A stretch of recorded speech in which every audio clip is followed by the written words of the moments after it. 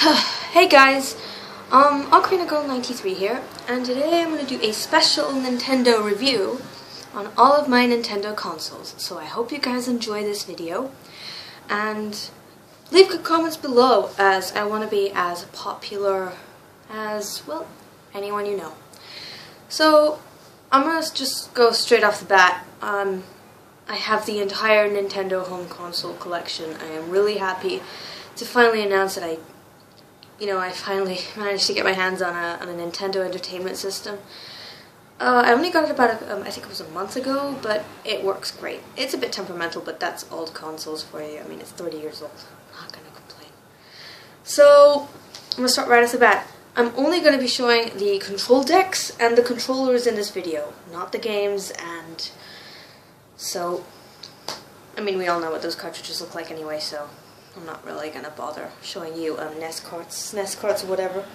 So I'm just going to go right off the bat.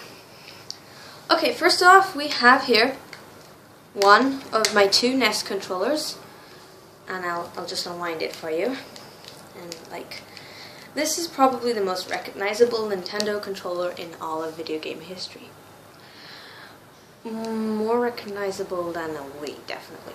But this is what started it all with Nintendo. This little plastic rectangle that wasn't much.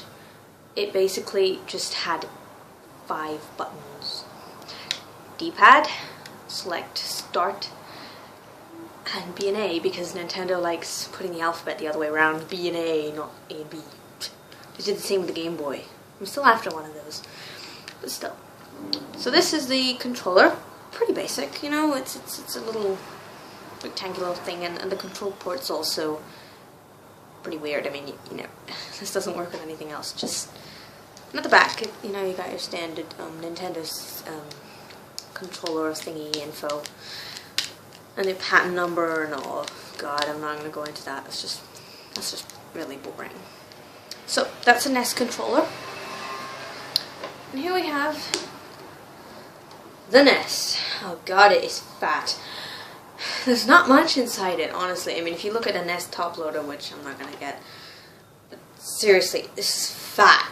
It's massive. Just look at this thing. It's bigger than my head. It's creepy. Basically, if you're a total moron and don't know how to put a NES cartridge in, you go through here, you press this down, and voila, you load your game. Power on, power off, reset. That's it. Can't get more basic than that, people. There's nothing special about the left side of the console, and at the back you've got your RF and power output, and on the side you've got your audio-video output.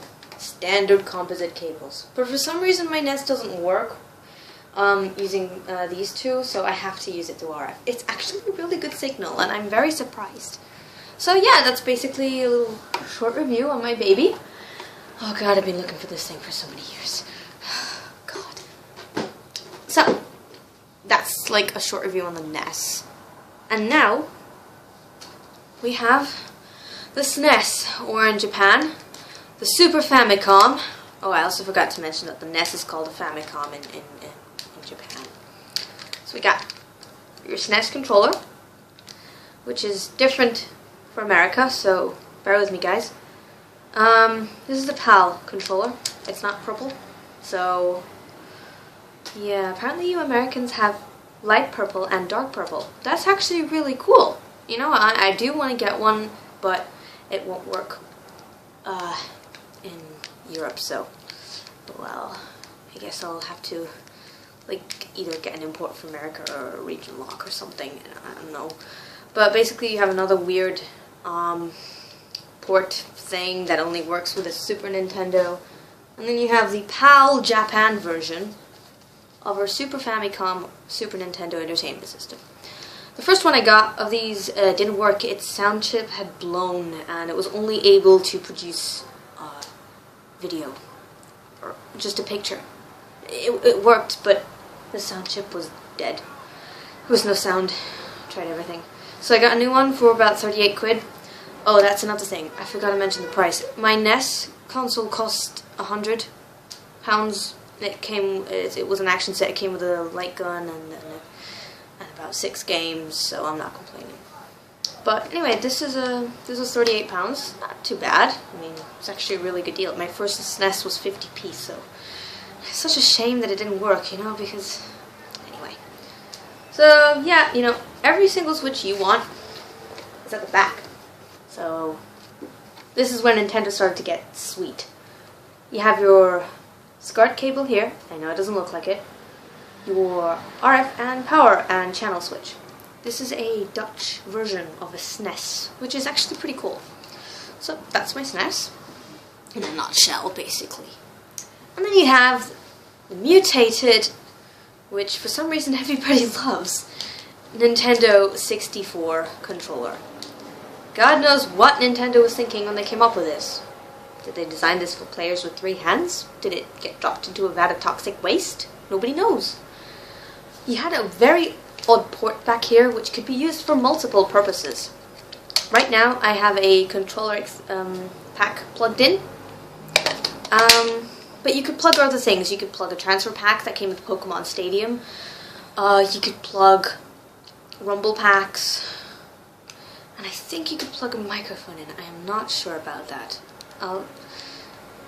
Comment below if you think, you know, I made a mistake or something. Just comment below on any N64 accessories you think I might have missed out. But basically, that's that in a nutshell. Some games disable the D-pad, some only use the D-pad. It depends, the D-pad's just there. I don't think anybody uses it unless you have to. I think in GoldenEye, I have GoldenEye, you have to use the D-pad to like quickly aim up and down. It's really confusing. So then, we have the controller deck itself. I love this thing. This was £25 and included about 10 games, most of which I got from cardboard sales over the years. And it includes an expansion pack. I had to buy that off eBay for about 20 quid. So it's not too bad. Got power, reset. Oh, and the SNES had an eject button for some reason, so I wish the NES had that thing. So you got your famous N64 label right here. Cartridge input, and at the back you have this massive ass space with a very little tiny plug. That's a power supply. So Nintendo's actually a pretty good designer there, and you got your SCART cable there. This does not use RF. It doesn't. So you're screwed if you if you stick to RF, which I don't think anybody does. Just use SCART, so much better. So that's like cartridge based. Now I go on to Nintendo GameCube. Nintendo realized that they'd done something very, very funny with the Nintendo 64 controller, and they basically they